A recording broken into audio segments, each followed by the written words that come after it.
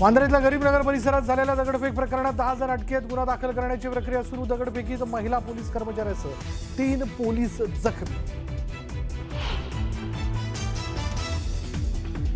रायबरेली अमेठीत बोलताना राहुल गांधींचं पंतप्रधान मोदींसह गृहमंत्री अमित शहांबाबत वादग्रस्त विधान.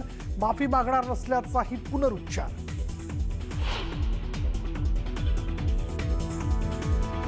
देश मोठ्या संकटात असताना मोदी इटलीमध्ये चॉकलेट्स वाटतायत आणि व्हिडिओ बनवतायत. हे नेतृत्व नव्हे तर नौटंकी आहे. राहुल गांधींची मोदींवर टीका.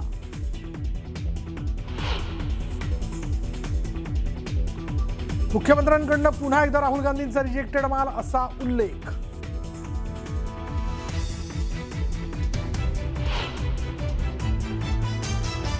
विधान परिषद निवडणुकीसाठी महायुतीचा प्राथमिक फॉर्म्युला समोर. भाजपला 12, शिवसेनेला 3, राष्ट्रवादीला 2 जागा मिळण्याची शक्यता.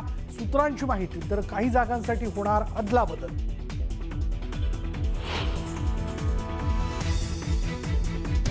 महाविकास आघाडीच्या शिष्टमंडळानं घेतली राज्याच्या मुख्य निवडणूक आयुक्तांची भेट. एसआयआर बाबत एस चोकलिंगम यांच्यासोबत चर्चा. बंगालची निवडणूक एसआयआरमुळे भाजपनं जिंकली. आदित्य ठाकरेंचा हल्लाबोल.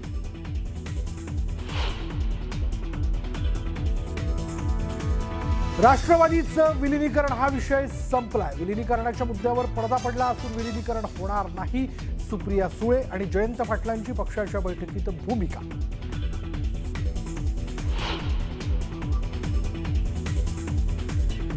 मुख्यमंत्री फडणवीसांच्या अध्यक्षतेखाली उद्या राज्यस्तरीय खरीप हंगामपूर्व आढावा बैठक. बैठकीनंतर मुख्यमंत्री घेणार पत्रकार परिषद. अल निनूच्या पार्श्वभूमीवर शेतीबाबत घोषणा होण्याची शक्यता.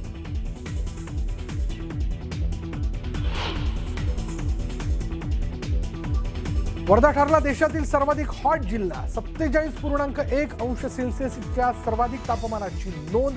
तर जिल्ह्यात उष्माघाताच्या पहिल्या बळीची नोंद. आणखी 2 दिवसात तापमान वाढण्याची शक्यता.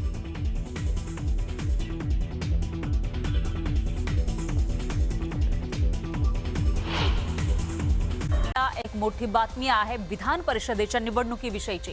18 जूनला विधान परिषदेसाठी निवडणूक होणार आहे आणि अशामध्येच महायुतीचा फॉर्म्युला ठरल्याची माहिती समोर येते.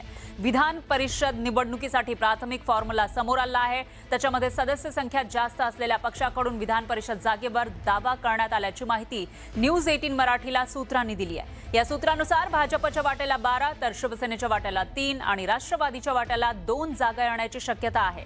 असं असलं तरीही महायुतीमध्ये काही जागांवर अदलाबदल होण्याचीही शक्यता आहे. रायगडमध्ये पालकमंत्रीपद शिवसेनेच्या वाट्याला जाऊन विधान परिषद आमदारकी राष्ट्रवादीला मिळणार का, अशा चर्चा रंगू लागल्यात. दरम्यान जी माहिती समोर येते त्यानुसार महायुतीचा हा फॉर्म्युला नेमका काय असू शकतो त्यावर एक नजर टाकूयात ग्राफिक्सच्या माध्यमातून. याच्यामध्ये भाजप जो सगळ्यात मोठा पक्ष आहे, स्थानिक स्वराज्य संस्थांमध्ये त्यांच्या 12 जागा असतील. त्याच्यानंतर शिवसेना 3 जागांवर निवडणूक लढवेल आणि राष्ट्रवादी ही 2 जागांवर लढवेल असा हा त्यांचा फॉर्म्युला, महायुतीचा हा फॉर्म्युला ठरल्याची माहिती सूत्रांनी दिलेली आहे.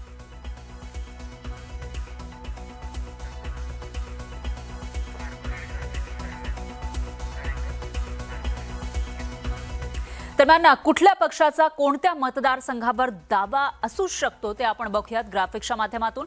महायुतीमधलेच हे तिन्ही पक्ष नागपूरमध्ये भाजपचा दावा असू शकतो. भाजप विधान परिषदेच्या 12 जागांसाठी आग्रही असल्याची माहिती समोर आली आहे. हाच फॉर्म्युला असल्याचं कळतं आणि त्यापैकी वर्ध्यामधल्या ज्या जागा आहेत त्या सुद्धा भाजपला हव्या आहेत.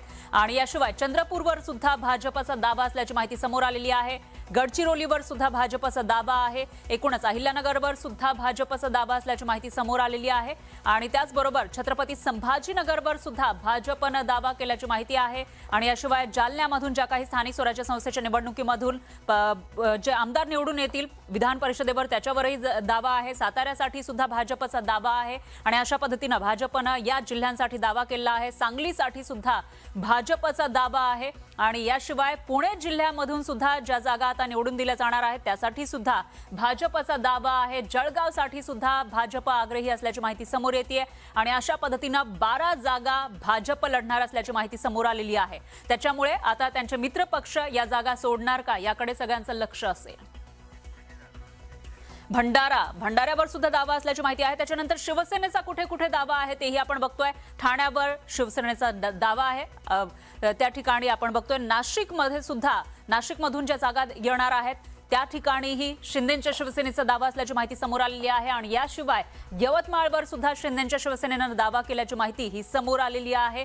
आणि तिसरीकडे आपण बघितलं तर अजित पवारांची राष्ट्रवादी 2 जागा लढण्यासाठी आग्रही असल्याचं कळतं. यामध्ये मुख्य म्हणजे रायगडवर दावा असल्याची माहिती समोर आली आहे, कारण इथला खासदार त्यांचा आहे. स्थानिक स्वराज्य संस्थेमध्ये सुद्धा जेमतेम कामगिरी पाहायला मिळालेली होती. रत्नागिरीवर सुद्धा अजित पवारांच्या राष्ट्रवादीचा दावा असल्याची माहिती समोर आलेली आहे. आणि अशा पद्धतीनं या जिल्ह्यांवर दावा करतानाच हा जो जागा वाटपाचा फॉर्म्युला आहे तो महायुतीमध्ये जवळपास ठरल्याची माहिती सूत्रांनी दिली आहे. त्यामुळे आता नेमका फॉर्म्युला काय असेल, एक्झॅक्ट फॉर्म्युला काय असेल तेही बघावं लागणार आहे. त्याविषयीची अपडेट आपण घेत राहूयात. दरम्यान राष्ट्रवादीच्या विलिनीकरणासंदर्भात मागील काही दिवसांपासून चर्चा सुरू होत्या आणि त्यामध्येच एक मोठी अपडेट समोर आली आहे. राष्ट्रवादीचं विलिनीकरण होणार नाही, आम्ही शरद पवारांच्या नेतृत्वात काम करणार असं शशिकांत शिंदे म्हणाले.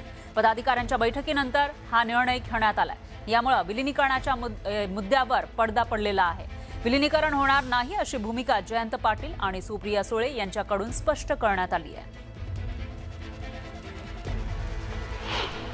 पहिलं स्पष्टीकरण करतो, विलिनीकरणाचा विषय हा संपलेला आहे. यापुढे विलिनीकरणाच्या बाबतीमधली कुठलीही चर्चा होणार नाही. आम्ही सक्षमतेने राष्ट्रवादी काँग्रेस शरद पवार पक्ष हा पवार साहेबांच्या नेतृत्वाखाली आमच्याकडे एक तो नेता म्हणून आमचा जो चेहरा आहे तो घेऊन महाराष्ट्रामध्ये आम्ही जाणार आहोत आणि हे नक्की आमचं झालेलं आहे. जो विधायक आना चाहते हैं आपके पार्टी में, उनके लिए दरवाजे खुले रहेंगे? अभी तक हमारे पास ऐसा प्रस्ताव नहीं है, आने के बाद सोचेंगे.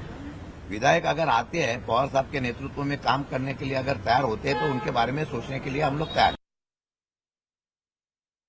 पाहुयात पुढची बातमी. भाजपचे आमदार निरंजन डावखरे यांचे बंधू प्रबोध डावखरे यांनी अजित पवारांच्या राष्ट्रवादी काँग्रेसमध्ये प्रवेश केला. छगन भुजबळ, दिलीप वळसे पाटील यांच्या उपस्थितीमध्ये हा पक्ष प्रवेश झाला. पण या पक्षप्रवेश सोहळ्यावेळी सुनील तटकरे यांच्या गैरहजेरीमुळे राजकीय वर्तुळात चर्चांना उधाण आलं.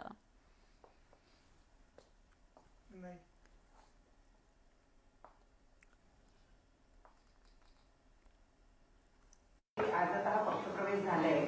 सुनील तटकरे साहेब आले नाहीत. काही कामामध्ये असतील असं आम्ही आहोत ना. हा पक्ष जेव्हा निर्माण झाला राष्ट्रवादी काँग्रेस पक्ष, तर पवार साहेबांच्या खांद्याला छगन भुजबळ होते का नाही स्थापनेपासून. त्यामुळे ती ज्येष्ठता जे आहे ते आहे. त्यामुळे तर त्यांनी ज्येष्ठ नेते म्हणतात. सुरुवात करूयात एका चर्चेतल्या बातमीने. ती बातमी अशी की SIR म्हणजेच मतदार यादीतून नावं वगळण्याच्या प्रक्रियेवरनं महाविकास आघाडी आक्रमक झाली आहे. याविषयी चर्चा करण्यासाठी महाविकास आघाडीच्या नेत्यांनी निवडणूक आयोगाच्या अधिकाऱ्यांची भेट घेतली. महाराष्ट्रातील आगामी लोकसभा आणि विधानसभा निवडणुकांमध्ये कोणत्याही पात्र मतदाराचं नाव वगळलं जाऊ नये अशी अपेक्षा आदित्य ठाकरे यांनी यावेळी व्यक्त केली आहे. जे रितसर या देशाचे नागरिक आहेत, मतदार आहेत, त्यांचं नाव वगळण्यात येऊ नये ह्याच्यासाठी आम्ही पूर्ण प्रयत्नशील आहोत. आणि हे सगळे आम्ही चर्चा ह्या CEOंबरोबर केली.